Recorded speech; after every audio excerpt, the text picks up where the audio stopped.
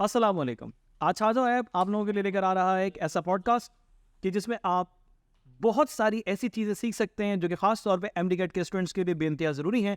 जैसे कि हम सब जानते हैं कि 27 अगस्त को टेस्ट होने जा रहा है और आई बिलीव कि ये सब बातें आप सबके लिए बहुत ज़्यादा अहम साबित हो सकती हैं। तो हमारे इस प्रोग्राम के जो मेहमान हैं वो हैं सर हमज़ा ख़ान। माशाल्लाह से एक अरसे से पढ़ा रहे हैं और बड़े ज़बरदस्त अंदाज से बच्चों को सिखाते हैं। तो सर अस्सलाम वालेकुम। वालेकुम अस्सलाम। सर कैसे हैं? बहुत बहुत शुक्रिया, आपने मुझे इस पॉडकास्ट में दावत दी और कुछ ज़्यादा ही तमीदी गुफ्तगू बांध दी आपने मेरी तारीफ़ में। हम तो वही आज जिस किस्म के लोग हैं, छोटे लोग हैं, इतनी ज़्यादा तारीफ़ें हमें हज़म नहीं होती। नहीं सर, देखिए तारीफ़ का मोहताज तो कोई नहीं होता, मगर तारीफ़ लोगों की मोहताज ज़रूर होती है, हाँ। तो उनका बयान बनता है। तो सर आज हमारी इस मुलाकात का, इस पॉडकास्ट का जो बेसिक पर्पस है वो हम ये बात कर सकें कि एमडी-कैट के स्टूडेंट्स को हम क्या टिप्स और टेक्निक्स दे सकते हैं कि जिसके ज़रिए से वो सक्सेसफुल अपने इनफैक्ट टेस्ट अटेम्प्ट करने के मामलात में हो सके। तो सबसे पहले तो सर मैं चाहूँगा कि आप अपना एक इंट्रोडक्शन हम सबके साथ शेयर कीजिए ताकि हर एक सुनने वाले को मालूम हो हमारे मेहमान खुशी बारे में। जज़ाकल्लाह सर जुनैद। असल में मैं जो हूँ वो तकरीबन 10 साल हो गए हैं मुझे पढ़ाते हुए, जिसमें मैंने 9th पढ़ाई है, फर्स्ट और सेकेंड ईयर पढ़ाई है, डिफरेंट बोर्ड्स पढ़ाए हैं, कैम्ब्रिज पढ़ाया है, फेडरल पढ़ाया है, पंजाब सिंध बोर्ड पढ़ा है, एम-कैट पढ़ाते हुए अच्छा खासी टाइम गुजर चुका है। तो इस फील्ड से काफ़ी हद तक जो है एक मेरी कहते हैं कि एक एसोसिएशन रही है। और अब ज़ाहिर सी बात है, मैं एक आपके पास पब्लिक सेक्टर का भी हिस्सा हूँ, गवर्नमेंट में भी आपके पास कॉलेज में पढ़ा रहा हूँ, तो वहाँ पर भी एक अलग किस्म के चैलेंजेस और मुख्तलिफ जो है बच्चों के जो एक वैरायटी है उससे सामना होता है। तो वहाँ पर भी हमें ग्रोथ करने का मौका मिलता है और जितने सालों में मैंने सीखा है वहाँ पर भी इम्प्लीमेंट करने की कोशिश कर रहे हैं। तो सर सबसे पहला सवाल ज़ाहिर है कि हम बात करने बैठे हैं एमडी-कैट के स्टूडेंट्स के हवाले से ख़ास तौर पे, तो क्या टेक्निक हो सकती है, कौन सा ऐसा इनफैक्ट टूल हो सकता है कि जिसके ज़रिए से बच्चों की जो स्टडीज़ हैं वो उनके लिए बहुत आसान हो जाएं और उनका जो टारगेट है कि वो पब्लिक सेक्टर में अपना एडमिशन सिक्योर कर सकें, तो क्या ऐसी टेक्निक होगी जो उनको उनकी मंजिल तक बआसानी पहुँचा सके? देखिए सर जुनैद, बात तो दरअसल ये है कि पढ़ाई जो है वो कभी भी आसान नहीं होती, और जो बच्चों ने फील्ड चूज़ की है एमबीबीएस की, वो तो किसी सूरत भी आसान नहीं है। यानी अगर आप उसको कंपैरिजन करें इंजीनियरिंग के साथ या किसी और फील्ड के साथ, सब फील्ड्स अपने हिसाब से मुश्किल हैं, आसान, एग्जैक्टली। लेकिन एमबीबीएस का मुकाबला हो नहीं सकता। तो जिस फील्ड में आप जा रहे हैं उससे पहले का जो एंट्री टेस्ट है वो खुद ब खुद मुश्किल होगा, ठीक है, इसमें तो कोई दो राय नहीं है। अब बच्चे को पहले अपना दिमाग ये बनाना है कि जिस फील्ड के लिए वो जा रहा है उसका टेस्ट आसान नहीं होगा, तो उसके लिए उसको पहले से अपने आप को प्रिपेयर करना है कि भाई क्या मैं एलिजिबल हूँ इस टेस्ट को देने के लिए, क्या मैं एलिजिबल नहीं हूँ। ये तो बात एक तरफ हो गई। दूसरी बात ये है कि अब बच्चे ने प्रिपरेशन कैसे करनी है। देखें, एमडी-कैट एक रिवीजन टाइम होता है बच्चे का ओरिजिनली। अगर वो फर्स्ट ईयर सेकेंड ईयर से पढ़ता हुआ आ रहा है अच्छे कॉन्सेप्ट्स के साथ, तो एमडी-कैट देना उसके लिए मसला नहीं होगा, वो सिर्फ उसकी रिवीजन होगी जर्नल। अब हमारे यहाँ प्रॉब्लम ये होती है कि बच्चों ने फर्स्ट सेकंड अच्छे तरीके से नहीं पढ़ा होता, तो उसका आसान तरीका वो ये निकालते हैं कि भाई एमडी-कैट में ही सारी चीज़ें पढ़ लो। या हमें और आपको एक प्रॉब्लम फेस करनी पड़ती है बच्चों को पढ़ाते हुए। तो मैं बच्चों को एक आसान तरीक़ेकार ये बताता हूँ कि भाई आप इसका तरीका ये निकालो कि अब जो भी करके आ गए फर्स्ट सेकंड ईयर में, आप पास्ट में जा नहीं सकते। एग्जैक्टली। आसान और से एक सहल तरीका ये है कि पहले एक लिस्ट बना लो, जैसे स्वॉट एनालिसिस होती है स्ट्रेंथ और वीकनेसेस की। आप उसमें लिख लो कि कौन कौन से टॉपिक्स मेरे स्ट्रेंथ टॉपिक्स हैं और कौन कौन सी मेरी वीकनेसेस हैं। हमने इसको असाइन कर लिया। अब जो हमारे स्ट्रॉन्ग टॉपिक्स हैं हम उनको अभी तो फिलहाल नहीं छेड़ने वाले, हम पहले अपनी वीकनेसेस पे फोकस करेंगे। कैसे फोकस करेंगे? हमने वीकली लेवल पे 1 या 2 चैप्टर्स को टारगेट करना है कि हमने कवर करना है। ओके। अब कवर करने का तरीकेकार क्या, और ये सारे सब्जेक्ट्स के लिए ये उनको कवर करने का तरीकेकार क्या है कि आपने उसके अंदर सबसे पहले तो टॉपिक की लिस्ट बनानी है, और टॉपिक की जो वीकनेसेस के टॉपिक्स हैं उनकी लिस्ट बनाने के बाद आपने उसमें लिखना शुरू करना है कि भाई ये वाला टॉपिक जो है इसके अंदर ये सब टॉपिक्स हैं। आपने उनका एक चार्ट बना लिया अपने पास पूरा इन डिटेल के साथ, एक चेकलिस्ट बन गई आपकी। अब आपने क्या करना है तरीकेकार पढ़ने का कि आपने बोल्ड लेटर्स को सबसे पहले निकालना है, क्योंकि हमारे सिंटेक्स बुक बोर्ड के अंदर एक सबसे बड़ा फ़ायदा ये है, खासतौर बायोलॉजी वगैरह में, कि डेफिनेशंस और पैसेजेस और इस तरह के जो कंपोनेंट्स हैं उनको बोल्ड वर्ड्स के साथ हाईलाइट किया हुआ है। जी बिल्कुल। बच्चा उन हाईलाइट्स को उठाता है, उनको पढ़ता जाता है, उनको एक जगह निकालता चला जाता है। अच्छा भाई ये मतलब ये है, इसका ये मतलब है, इसका मतलब थोड़ा सा प्रोसेसिंग लगेगी, ब्रेनस्टॉर्मिंग लगेगी उसकी। एफर्ट्स लगती हैं काम करने में, लेकिन ये काम इतना आसान हो जाएगा कि जब वो एंड में जाके उसको रिवाइज भी करना चाहेगा तो उसके लिए चीज़ें बहुत ईजी हो जाएंगी। रिवीजन का फेज सबसे मुश्किल होता है बच्चे का। अब उसने क्या करना है कि उसने जब वो बोल्ड लेटर्स निकालेगा वो, तो एक तरह उसने उनकी लिस्ट बना ली, फिर जो जो टॉपिक वो पढ़ता जाएगा और जिसमें से उसने बोल्ड लेटर्स निकाले उनको या तो बुलेट पॉइंट्स की फॉर्म में या चार्ट्स की फॉर्म में या टेबल की फॉर्म में उसका पूरा कॉन्सेप्ट अपने पास लिख लेना है। यानी वो पूरी कहानी जो उसके पास 1 से 1.5 सफ़े के ऊपर किताब में मौजूद थी, वो उसको टेबल की फॉर्म में या चार्ट्स की फॉर्म में या हिरार्की की फॉर्म में या बुलेट पॉइंट्स की फॉर्म में मुरत्तब करके अपने पास एक जगह जमा कर लेगा। ज़बरदस्त। तो मैं आपकी बात से कुछ ये कंक्लूड कर सका कि हमारे टेस्ट में सब्जेक्ट बायोलॉजी का है, बड़ा पोर्शन होता है, फिजिक्स का है, केमिस्ट्री का है, फिर इंग्लिश भी है, और अब लॉजिकल रीजनिंग भी डेफिनेटली पिछले 2 सालों से हमें एग्जाम में अपने टेस्ट में देखने को मिल रही है। सो आपका कहना ये कि हम अपने तमाम तर जो चैप्टर्स हैं, उनकी जो सब टॉपिक्स हैं, उनके मेन टॉपिक्स हैं, उनके हम बुलेट पॉइंट्स बनाएं ताकि हमें उसमें आसानी मैसर हो सके, हम टू दी पॉइंट पर जाके आगे जाके हम काम कर सकें, कॉन्सेप्ट डेवलप कर सकें। अच्छा सर, एक और चीज़ जो मैं पर्सनली पूछना चाहूँगा कि ये वो मोमेंट होता है कि जहाँ पर बच्चे की 12 साल की जो स्टडी है वो तकरीबन अपनी एक फाइनल डेस्टिनी की तरफ जा रही है, और जिस बच्चे का इनफैक्ट एडमिशन हो गया तो फिर वो MBBS या BDS अपना ज़बरदस्त मुकम्मल करके ही आता है, तो ये तो एक मोहर लग गई कि वो कामयाब हो जाएगा। मगर उस मोहर के लगने से पहले कई जो फेज़ है, जो कि मैं लास्ट 2 मंथ्स की मैं अगर बात करूँ, लाइक 27 अगस्त हमारे इस टेस्ट की डेट 2023 में जो टेस्ट होने जा रहा है, जिसकी जो लास्ट 2 मंथ्स हैं, तो ये बच्चे के लिए बहुत ज़्यादा एंग्जाइटी, बहुत ज़्यादा डिप्रेशन, बहुत ज़्यादा इनफेक्ट कन्फ्यूजन, यानी एक ऐसी सिचुएशन बच्चे की होती है कि जिसमें वो जहनी तौर पर स्टेबल नहीं होता। तो क्या ऐसा करे, क्या ऐसा काम करे कि जो मेंटली भी स्टेबल हो, वो रिलैक्स भी हो, और उसकी अपना स्टडी प्लान जो है वो बड़ा ज़बरदस्त अंदाज से आगे बढ़े? अच्छा, इसमें पहले मैं आपकी एक बात की तस्हीह कर दूं कि आपने वर्ड इस्तेमाल किया कि बच्चा जो है वो MBBS और BDS कर लेता है तो उसको हम कामयाब डिक्लेयर कर देते हैं। यहाँ बस तमाम जितने ही बच्चे मेरी बात सुन रहे हैं मैं उनको ये बात बताऊंगा कि ये जो कामयाबी का जो एक तखमीना है ना, ये जो एक कैलिब्रेशन पॉइंट है, ऑप्टिमाइजेशन पॉइंट है कामयाबी का, ये सोसाइटी सेट करती है, सोसाइटी अपने नॉर्म्स पे सेट करती है। एग्जैक्टली। मेरे प्यारे बच्चों, एक बात याद रखना, इस पॉडकास्ट के तवज्जुह से मैं आपको ये बात पहुँचा रहा हूँ कि never let the society determine कि कामयाबी क्या है और क्या नहीं है। कामयाबी देखो, अगर दुनिया के हिसाब से चलेंगे तो वो कहते हैं, सोसाइटी कहती है कि भाई तुम्हारे पास होनी चाहिए होंडा BRV होनी चाहिए, या तुम्हारे पास होनी चाहिए सिटी आईवी टैग होनी चाहिए। कामयाबी का आपका लेवल है, ये एक्सट्रीम लेवल है, एक्सट्रीमिटी है कामयाबी की। तो ये आपके पास जो है ना, ये कामयाबी का तनासुब नहीं होना चाहिए, ये वो पॉइंट, ये वो कसौटी नहीं होगी कि जिसकी बेसिस पे आप कहोगे कि बच्चा कामयाब हो गया। राइट। अच्छा, दीन के हिसाब से आ जाएंगे तो मामला कुछ और होगा। बहरहाल हमारी इसकी तरफ कुछ और बात चल रही थी, तो मैंने कहा मैं इसकी तस्हीह कर दूं, बच्चों को बता दूं, MBBS BDS करने वाला ही दुनिया में कामयाब तस्वुर नहीं करना चाहिए। और अगर कोई इसको कामयाबी मानता भी है तो बच्चों इस बात को अपने दिमाग पे सवार ना कर लेना कि ये कामयाबी है, और अगर नहीं कर सके तो नाकाम हो गए। और यही वजह है कि बच्चे के ऊपर स्ट्रेस आता है। यस। ये जो सोसाइटी डालती ना कि बेटा तुम कामयाब हो, तुम कामयाब नहीं हो, ये सोसाइटी स्ट्रेस डालती इस कामयाबी के ब्याफ पे कि जब वो तुम डॉक्टर बन जाओगे तो तुम कामयाब हो गए, अब तुम डॉक्टर बन गए तो तुम्हारे पास आईवी टेक सिटी सिविक आ गई और तुम जो है अब वो बड़े अच्छी लेविश लाइफ गुजारोगे। ये कामयाबी नहीं है, और ये बच्चे के ऊपर स्ट्रेस लेके आती है। तो याद रखना, जब आप इस चीज़ को अपने दिमाग से निकाल दोगे कि हमारे पास कामयाबी का मयार नहीं है, हमारे पास मयार हमारा पैशन है जिसकी वजह से हम MBBS में आ रहे हैं, तो फिर आपकी जो है ना सारी मसले आसान हो जाएंगे, वो स्ट्रेस आहिस्ता आहिस्ता ख़त्म होने लगता है। अब आपके असल पॉइंट के ऊपर आते हैं कि आपने कहा कि भाई वो एक स्ट्रेस और एंग्जाइटी का लेवल होता है, बच्चों से बाहर निकलने की कैसे कोशिश करेंगे, ऐसे कुछ बात? ऐसे ही, बिल्कुल ऐसे ही। देखिए, सबसे पहले इस बात को समझ लीजिए कि बच्चे आमतौर पे ये सोचते हैं कि उनके पास कोई प्लान B नहीं है। ये मैं आपको बड़ी इनफैक्ट एक क्लियर कट बात बताता हूँ। आमतौर पे लोग ये कहते हैं कि भाई देखो, अगर आप प्लान B रखोगे ना तो आपके पास एक ये पॉइंट होता है कि अगर आप प्लान A फेल भी कर जाते हो तो आप कोई दूसरी फील्ड पे चले जाते हो। मैं बच्चों से कहता हूँ, देखो बच्चा, कैरियर जो है ना वो लाइफ एंड डेथ का सीन नहीं है कि आप बोलो कि यार मैं ये नहीं बन सकता तो अब मेरी ज़िंदगी ख़त्म हो गई। यही प्रेशर हम लोग डालते हैं, उसकी वजह से हमें प्रॉब्लम्स आता है। अभी रिसेंटली मैं एक वर्कशॉप अटेंड कर रहा था, उसमें उन्होंने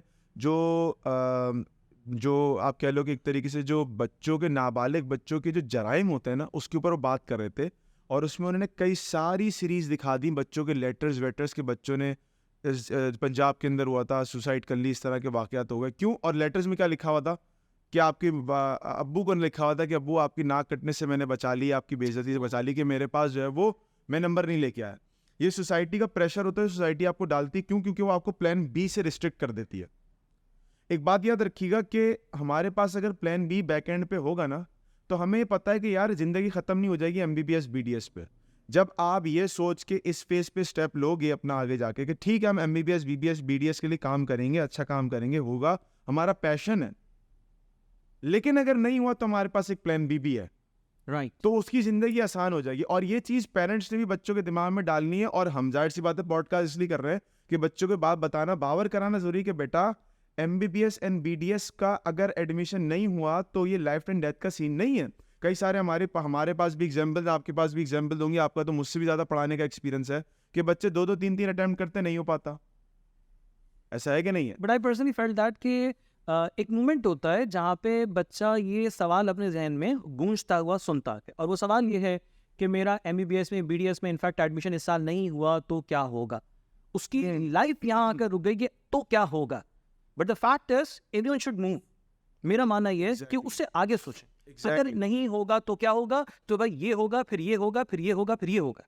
सो ज्यादातर बच्चे जो हैं, ये इवन वो जो इनफैक्ट एक सोशल प्रेशर है, वो अपनी फैमिली की तरफ से भी बच्चे उस प्रेशर को फील कर रहे होते हैं। So most of the students think that कि अगर हमारा इस साल MBBS में एडमिशन नहीं हुआ तो क्या होगा, तो क्या होगा वाला जो फैक्टर है ना, वो मैं पर्सनली समझता हूँ कि उनके अंदर एंग्जाइटी, उनके अंदर एक डिप्रेशन, उनके अंदर एक पैसिमिस्टिक फीलिंग जो है वो बहुत ज़्यादा बढ़ा देता है। और अनफॉर्चुनेटली ऐसी चीज़ों की वजह से बच्चे शायद उतना अच्छा अपने टेस्ट में परफॉर्म नहीं कर पाते कि जितना अच्छा करने की माशाल्लाह से वो सलाहियत रखते हैं, जितनी उसकी प्रिपरेशन की। ऐसा ही है। मैं आपको एक बात और क्लैरिफाई कर दूं कि हम जितनी पॉडकास्ट बना ले, जितने भी सेमिनार रख लें, बच्चों को समझाने के लिए कि तुमने स्ट्रेस नहीं लेना। बच्चे के ऊपर स्ट्रेस बहुत से बहुत भी 20 से 30% अपनी वजह से होता है। जी, वो जो बैक एंड से उसको मिल रहा होता है ना, वो उसके पेरेंट्स, सोसाइटी, घर वाले, इधर उधर के नानी दादी जो और लोग आ जाते हैं जिनका 0% कंट्रीब्यूशन होता है उसके 12 साल की एकेडमिक्स के अंदर। वो लोग भी आ जाते हैं बीच में कि जिनकी नाक कट रही होती है, भाई बच्चा का MBBS BDS में एडमिशन नहीं हो रहा, हाय क्या हो जाएगा। ये सारी बातें उन बड़ों को बताने की ज़रूरत है। उनके लिए पॉडकास्ट, उनके लिए सेमिनार्स, उनके लिए सेल्फ अवेयरनेस प्रोग्राम्स होना ज़रूरी है कि जिनकी वजह से बच्चा इस नहज तक पहुंचा है कि वो अपनी जान लेने तक पे आ जाता है कि अगर उसका एडमिशन नहीं हुआ तो बच्चों के लेवल तक तो ये है कि भाई तुम लोग अपना प्लान बी बनाओ, एक सोच के रखो, मेहनत पूरी करो, लेकिन ये मत समझो कि नहीं हुआ तो हमारे साथ क्या होगा। कुछ नहीं होगा, बहुत कुछ होता है आपके पास आगे लाइफ में। कई सारी एग्जांपल्स, कभी हमें दोबारा मौका मिला तो हम डिस्कस करेंगे उसके ऊपर। जीती जाती एग्जांपल्स हैं एग्जैक्टली, जो कामयाब हैं MBBS BDS ना करने पे भी। और मैं बच्चों को एग्जांपल देता हूँ। मेरा बच्चों याद रखो इस बात को कि दुनिया जानती है इलॉन मस्क को, दुनिया जानती है स्टीव जॉब्स को। ये वो लोग हैं जिनको दुनियावी तौर पे हम लोग जानते हैं। इनमें से कितने लोग MBBS BDS हैं? इलॉन मस्क, जितने भी बड़े बड़े लोग होगा, ये सारे फेलियर से पहुंचते पहुंचते कितने सारे कर्जों में डूबने के बाद अपनी फाइनल अटेम्प्ट पे आके उन्होंने काम किया। इलॉन मस्क ने आपके पास SpaceX बनाई। लोगों ने कहा कि आपके पास 1970s के बाद जो रॉकेट है, जो आपके पास आपके जो अर्थ से बाहर ट्रेवल करता है, मून तक जाएगा, उसकी टेक्नोलॉजी बस हॉल्ट हो गई। इससे ज़्यादा हम एक्सेल नहीं कर सकते फिलहाल। उसने आपके पास क्या किया? उसने पूरी रेवोल्यूशनराइज कर दिया SpaceX को, पूरी आपके पास स्पेस टेक्नोलॉजी को रेवोल्यूशनाइज कर दिया। कौन फेलियर बंदा? बिल्कुल ऐसे ही, जो कि कर्जों में डूबा हुआ था। बट सर अनफॉर्चुनेटली हमारे यहाँ, या शायद मैं जिस चीज़ को अब तक देख सका, हमारे यहाँ ये स्टोरी सुनाई नहीं जाती। हमारे यहाँ सक्सेस स्टोरी जो कि फेलियर के बाद पैदा होती है, वो कहानी सुनाई नहीं जाती। हमारे यहाँ सिर्फ और सिर्फ इस चीज़ को बेस बनाया जाता है कि वो कामयाब हो गया, मगर उस कामयाबी के पीछे कितने मराहिल थे, कितने ऐसे स्टेप्स थे जहाँ पर उसने हर बार नाकामी का सामना किया, वो स्टेप्स भी नहीं होते।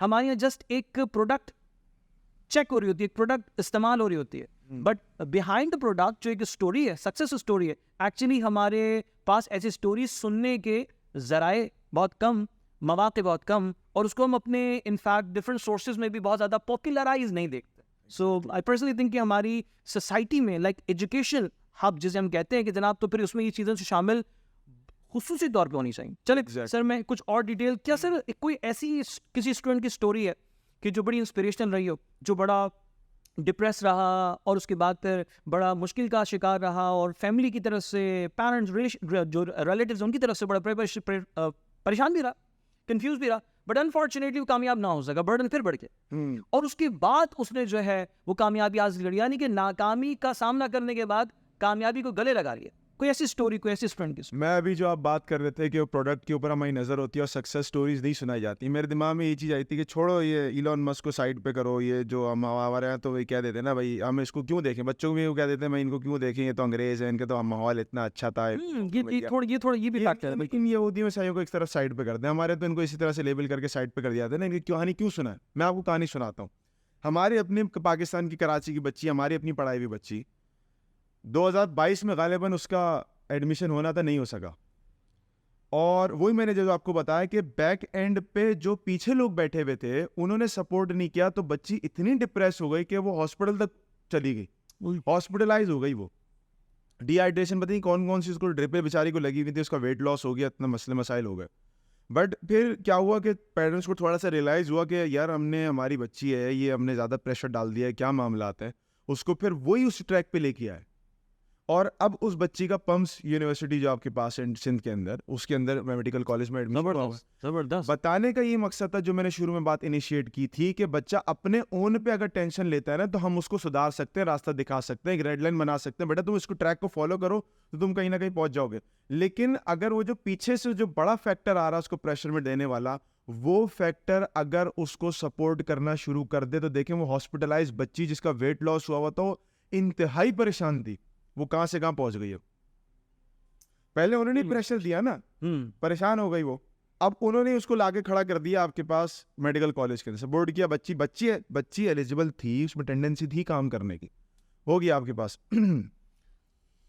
बेहतरीन बात की। और लिटरली ऐसी ये सिर्फ बातें नहीं हैं बल्कि हकाइक पर मबनी इनफैक्ट तमाम तरीके डिटेल्स आप लोगों के साथ शेयर की गई। और ऐसी बातें सुनने के बाद मैं समझता हूँ कि वो बच्चे जो बड़ी कोशिश कर रहे हैं, मेहनत कर रहे हैं, मगर दिल में एक डर है, दिल में एक वसवसा है कि पता नहीं क्या हो जाएगा, तो कम से कम उनको एक मोटिवेशन मिलेगी आपकी बात से। बहुत बहुत अच्छा लगा मुझे आपकी बात सुनकर। सर मैं जैसे कि हम लोग देख रहे हैं कि एजुकेशन का पूरा सिस्टम जो है वो बड़ी तेज़ी के साथ ट्रांजिट हो रहा है। लाइक हम उस पैटर्न से, उस क्लासरूम वाले स्ट्रक्चर से थोड़ा सा तेज़ी के साथ शिफ्ट कर रहे हैं। बहुत सारे बच्चे इनफैक्ट ऑनलाइन एप्लीकेशन यूज़ कर रहे होते हैं, बहुत सारे डिफरेंट टूल्स इस्तेमाल कर रहे होते हैं अपनी स्टडी को और मज़ीद इफेक्टिव बनाने के लिए। क्या आप कोई ऐसी इनफैक्ट डिटेल, कोई ऐसी ऐप के हवाले से डिटेल हमारे साथ शेयर कर सकते हैं कि जो बच्चे की MD-CAT की प्रिपरेशन के लिए, और दीगर टेस्ट भी डेफिनेटली पूरे पाकिस्तान में कंडक्ट होते हैं, वो इंजीनियरिंग के टेस्ट भी हैं, ठीक है, वो इनफैक्ट बिजनेस साइड या कॉमर्स साइड से भी रिलेटेड टेस्ट होते हैं, तो कि कोई ऐसा प्लेटफॉर्म है कि जो बच्चे की तैयारी में उसको छोटेपन से,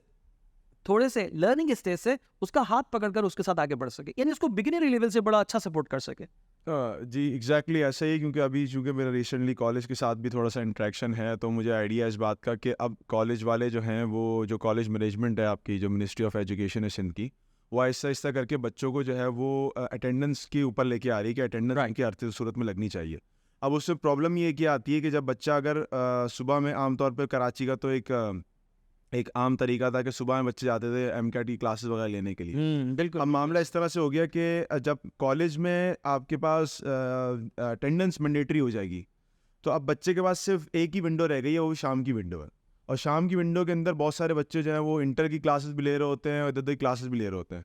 तो उसके लिए जो है ये IB ग्रेड्स हमारा जो प्लेटफॉर्म है, इन्होंने छाजाओ की एक एप्लीकेशन लॉन्च की है। उस एप्लीकेशन का फ़ायदा ये है कि भाई आपने ज्वाइनिंग ही नहीं करनी, फॉर एग्जांपल किसी भी कोचिंग के, राइट, आपका सुबह का टाइम तो कॉलेज में चला गया, शाम का टाइम आप इंटर की क्लासेस ले रहे होगे, क्योंकि जाहिर सी बात है वो सेकंड ईयर का बच्चा होता है, वो साथ में MCAT की प्रिपरेशन करता है और करनी भी इसी तरह से चाहिए, क्योंकि आखिरी में 2-3 मंथ्स ले जाते हैं, उसके अंदर तो पूरी प्रिपरेशन हो नहीं सकती। बिल्कुल ऐसे ही। वो क्रैश में ज़्यादा जैसे कि हम देख रहे हैं कि जस्ट 27 अगस्त डेट है और अराउंड जून में एग्जामिनेशन से बच्चे ऑलमोस्ट फ्री हुए हैं, ठीक है, फेडरल बोर्ड की और सिंध बोर्ड की बच्चे ओवरऑल अगर बात की जाए, उनके पास तो प्रिपरेशन का टाइम ही नहीं होता, प्रिपरेशन का टाइम रहेगा। एग्जैक्टली। तो उसके लिए जो छाजाओ ऐप है उसकी सबसे फीजिबिलिटी यही है कि आप दिन के किसी भी टाइम पे, जब भी आप फारिग हो, उसके अंदर जाओ, जाके रिकॉर्डेड लेक्चर्स हैं, राइट, ज़रूरत ही नहीं किसी टीचर को जाके हायर करने की, आप रिकॉर्डेड लेक्चर लोगे, जाके ले लिया आपने रिकॉर्डेड लेक्चर, उसके बाद क्लास में आपने बात की, पढ़े, अपने घर में बैठ के पढ़ा, किसी भी वक्त जब आप जाग रहे हो, सो रहे हो, जो भी टाइम, जबरदस्त। उसके बाद आपने उसी रिकॉर्डेड लेक्चर के अंदर ही, लेक्चर के एंड में कुछ MCQs डिस्कस हुए होते हैं उस टॉपिक से रिलेटेड रेलेवेंट जो आपने उस वक्त पढ़ा होता है। और जब आपकी इस तरह से प्रिपरेशन हो रही होती है, बेसिकली रिवीजन हो रहा होता है, रिवीजन भी नहीं हो रहा है, अगर शुरू से प्रिपरेशन कर रहे हो तो उसमें आपके पास एक्सेस होता है to chapter wise test, to mock test, to grand test, कई सारी उसमें और साथ साथ चीज़ें अपडेट भी हो रही होती हैं। फिर उसके अलावा ये भी है कि मोस्ट प्रॉब्ली शायद मुझे ऐसा लगता है कि अब इनको ये शायद छाजाओ जो है वो लाइव क्लासेस की तरफ भी जाएंगे। तो अगर वो लाइव क्लासेस की तरफ जाएंगे तो वो भी एप्लीकेशन के अंदर वो चीज़ ऑन हो जाएगी, तो आप घर बैठे किसी भी टाइम पे वो लाइव एप्लीकेशन की क्लास ले सकते हो, चाहे आपका कोई भी टाइम हो। मिसाल के तौर पे अगर उस टाइम पे शाम के टाइम पे आपको क्लासेस नहीं मिल रही किसी इंस्टीट्यूट के अंदर एमकैट की, तो छाजो का प्लेटफॉर्म बहुत अच्छा है इस बारे में। और अब तो ज़ाहिर से डिजिटल की दुनिया आ गई है, और अब चूंकि बहुत सारे आपके ऊपर जो है पुराने लोग गलतियां करके जाते हैं और उसका खमियाजा जो है आगे की नस्ल को भुगतना पड़ता है।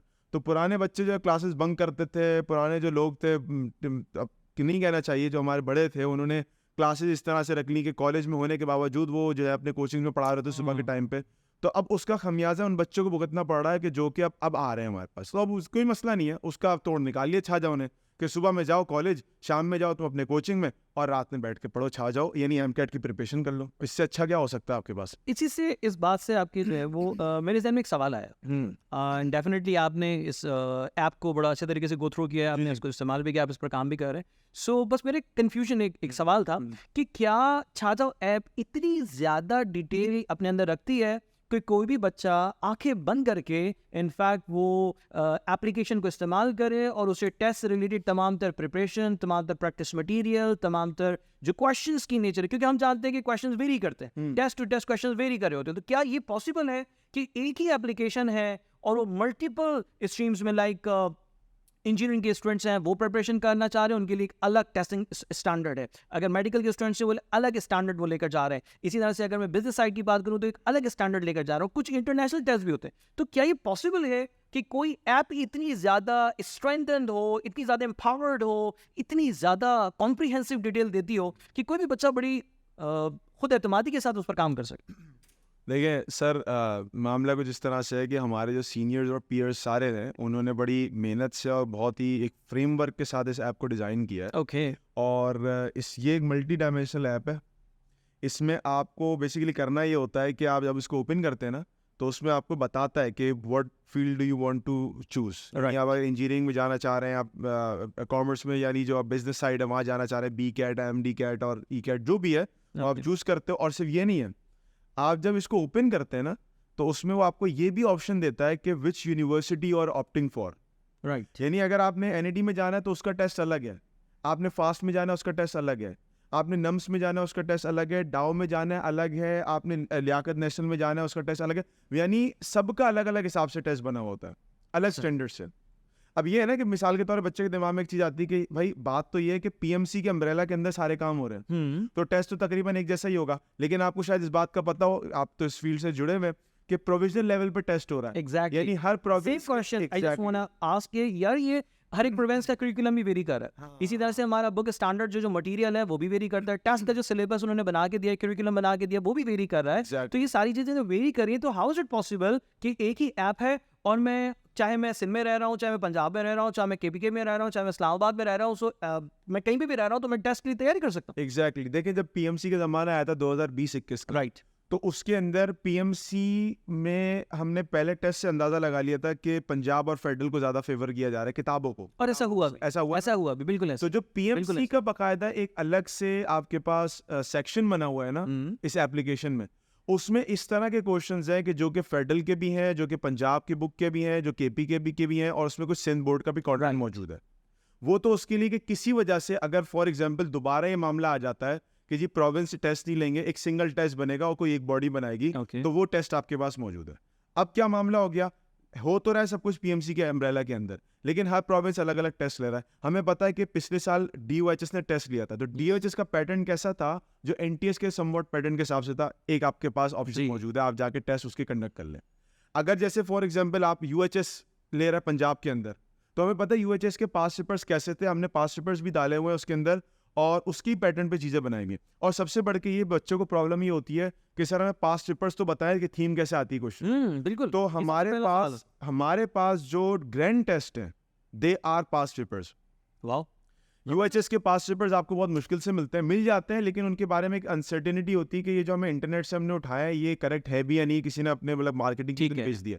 ETA के तो ना मिलने के बराबर मिलते हैं आपको। ETA जो KPK का होता है, जो शायद ना पता हो, KPK टेस्ट लेता है, टेस्टिंग सर्विस है KPK के अंदर ETA, वो जो टेस्ट लेता है उसके तो पेपर्स मिलना महाल हैं, लेकिन वो भी हमारे टीचर्स ने जमा किए हुए हैं और उसके हिसाब से पूरा बनाया हुआ है। यानी बच्चे को इतनी लाइक फीजिबिलिटी मिली हुई है, इतना ओपन एक्सेस मिला हुआ है चीज़ों का कि वो जाके चीज़ों को देखे, एक बार सर्वे करे, उसका डेमो ले, उसको इंशाल्लाह ज़रूर पसंद आएंगी वो चीज़ें, और घर बैठे आपको चीज़ मिल रही है। यानी सबसे अच्छी बात है। यानी सबसे बड़ा मसला ये होता है कि जो पैसा आपने देना है किसी इदारे को और फिर आप ट्रैवल करके जा रहे हो, क्योंकि हमें पता है बहुत सारे इदारे कराची में ऐसे हैं कि जिनकी सिर्फ एक लाइक ब्रांच है, मतलब एक ही है उनका यूनिट है, सोलली वो एक ही तरफ से चला रहे हैं। अब बच्चा आ रहा है आपके पास स्टील टाउन से, बच्चा आ रहा है गुलशन मेमार से, बच्चा कहीं से भी आ रहा है, वो आएगा उस पर्टिकुलर पॉइंट पे। अब वो अपना खर्चा कर रहा है, थका हुआ बेचारा, घर कितनी देर में पहुंच रहा है, इतनी टेंशन परेशानियां, इन सारी चीज़ों को समेट के छा जाओ ने एक जगह पे क्लिक कर, एक क्लिक पे आपके पास सारी चीज़ें आ गई।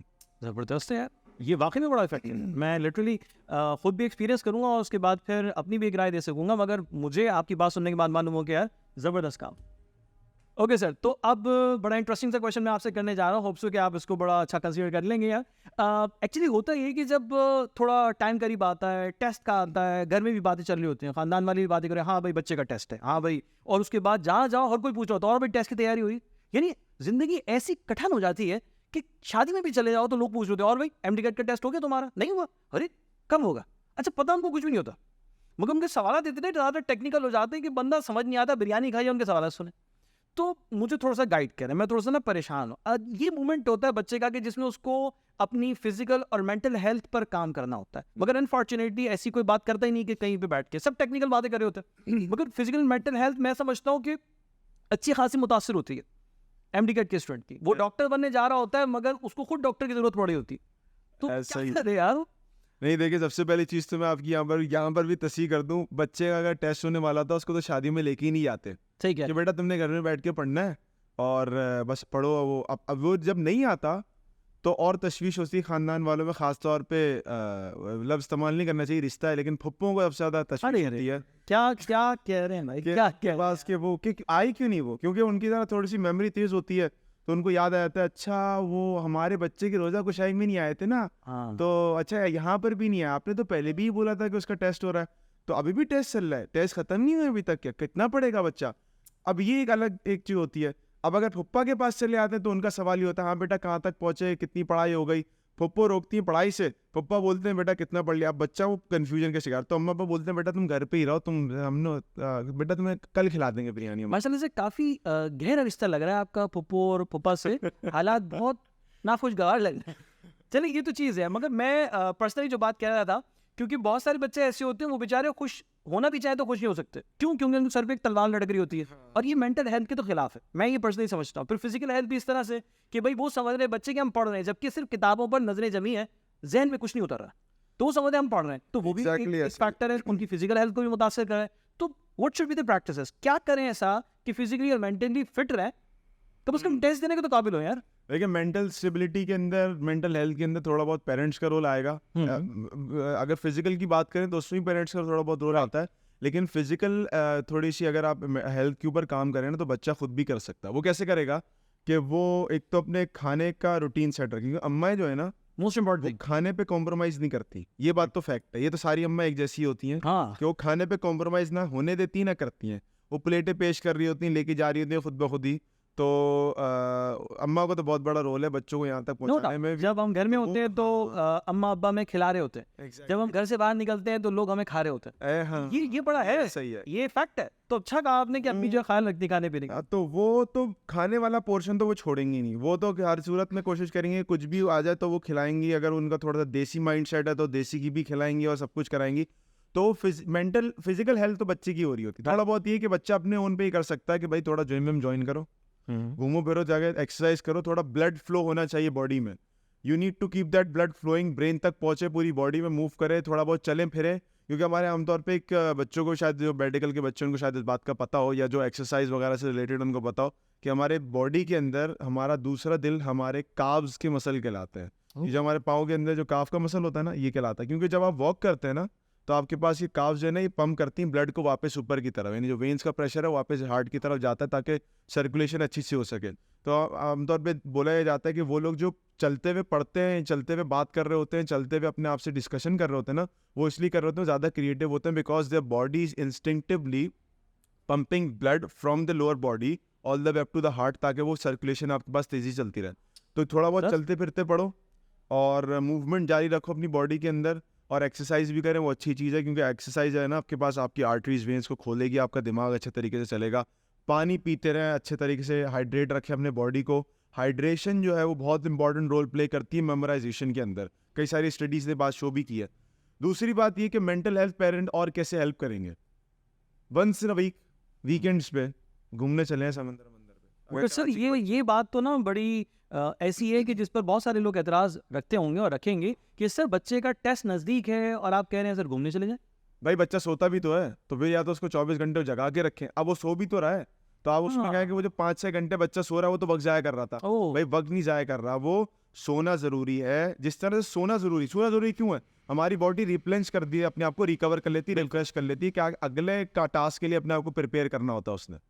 इसी तरीके से अगर आप बच्चे को थोड़ी देर 1-2 घंटे के लिए घुमाने लेके चले जाएं, ऐसी जगह पे जहाँ खुला माहौल हो, खुली फिजा हो, कहीं पार्क हो करीब में, ग्रीनरी हो, सुबह में लेके निकल जाएं, फजर के टाइम पे फजर की नमाज पढ़े, फजर की नमाज के बाद आप बच्चे को लेके निकल जाएं साथ में। पेरेंट्स की जिम्मेदारी है, बच्चा जाहिर सी बात है खुद बाहर तो नहीं जाएगा, हाँ। ना उसको कोई जाने देगा, तो उसकी मेंटल हेल्थ बहुत अच्छी होती है। अब एक बार बाहर घूम के आए, आप तो इस बात के चशमदीद गवाह हैं और हर किस्म के गवाह हैं कि आप जब एक बार टूर पे गए थे तो आपने क्या अपना शेयर किया था एक्सपीरियंस, कि बिल्कुल दिमाग फ्रेश हो गया था हर चीज़। लिटरली मैं अगर अपना पर्सनल एक्सपीरियंस यहाँ पे शेयर करूंगा तो ये पॉडकास्ट और बहुत लंबी हो जाएगी। लेकिन एक बट द फैक्ट इज कि जब मैंने लाइफ में फर्स्ट टाइम नॉर्दर्न एरियाज में गया अपनी फैमिली के साथ, around 10 days we just spent over there, but those 10 days were the life for the rest of the time.